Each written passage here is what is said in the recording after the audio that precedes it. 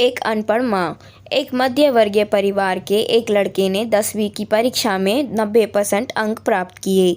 पिता ने जब मार्कशीट देखकर खुशी खुशी अपनी पत्नी को कहा, सुनो, आज खीर या मीठा दलिया बना लो।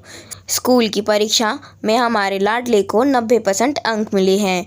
माँ किचन से दौड़ती हुई आई और बोली, सच? मुझे भी दिखाइए मेरे बच्चे की कामयाबी की पर्ची। ये सुनते ही बीच वाला लड़का फटाक से बोला, क्या पापा, किसे रिजल्ट दिखा रहे हो? क्या वह पढ़ लिख सकती हैं? वह तो अनपढ़ हैं। अश्रुपूर्ण आंखों को पल्लू से पोंछती हुई माँ चुपचाप दलिया बनाने चली गई। लेकिन यह बात पिता ने सुनी भी और देखी भी, और फिर उन्होंने लड़के के कहे हुए वाक्यों में जोड़ा और कहा, बेटा, सच कहा तुमने, बिल्कुल सच। जानता है, जब तू गर्भ में था तो उसे दूध बिल्कुल पसंद नहीं था। तेरी माँ ने तुझे स्वस्थ बनाने के लिए हर दिन 9 महीने तक दूध पिया।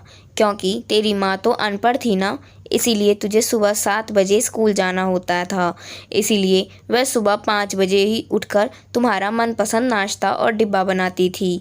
जानता है क्यों? क्योंकि वो अनपढ़ थी ना, इसीलिए। जब तुम रात को पढ़ते पढ़ते सो जाते थे तो वह आकर तुम्हारी कॉपी व किताब बस्ते में भरकर फिर तुम्हारे शरीर पर ओढ़नी से ढक देती थी और उसके बाद भी सोती थी। जानते हो क्यों? क्योंकि वो अनपढ़ थी ना, इसीलिए। बचपन में तुम ज़्यादातर समय बीमार रहते थे। जब वो रात रात भर जाग कर सुबह जल्दी उठती थी और काम पर लग जाती थी। जानते हो क्यों? क्योंकि वो अनपढ़ थी ना, इसीलिए। तुम्हें ब्रांडेड कपड़े लाने के लिए मेरे पीछे पड़ती थी और खुद सालों तक एक ही साड़ी में रहती थी। क्योंकि वो सचमुच अनपढ़ थी ना बेटा। पढ़े लिखे लोग पहले अपनी स्वार्थ और मतलब देखते हैं, लेकिन तेरी माँ ने आज तक कभी नहीं देखा।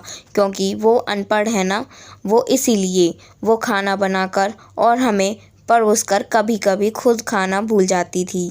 इसीलिए मैं गर्व से कहता हूँ कि तुम्हारी माँ अनपढ़ है। जीवन को 100% बनाने वाली महिला शिक्षक है। माँ, यह सब सुनकर लड़का रोते रोते और लिपटकर अपनी माँ से बोला, माँ, मुझे तो कागज़ पर 90 अंक मिले हैं, लेकिन आप मेरे जीवन को 100% बनाने वाली पहली शिक्षक हैं। माँ, मुझे आज तक 90% अंक मिले हैं, फिर भी मैं अशिक्षित हूँ और आपके पास PhD के ऊपर की उच्च डिग्री है। क्योंकि आज मैंने अपनी माँ के अंदर छुपे रूप में डॉक्टर, शिक्षक, वकील, ड्रेस डिज़ाइनर, बेस्ट कुक, इन सभी के दर्शन कर लिए। मुझे माफ़ कर दो माँ, मुझे माफ़ कर दो। तो दोस्तों, आज की कहानी में बस इतना ही। उम्मीद करती हूँ कि इस कहानी से आपको कुछ ना कुछ सीख ज़रूर मिली होगी और माँ की इज़्ज़त करनी चाहिए, ये हमेशा याद रखिएगा।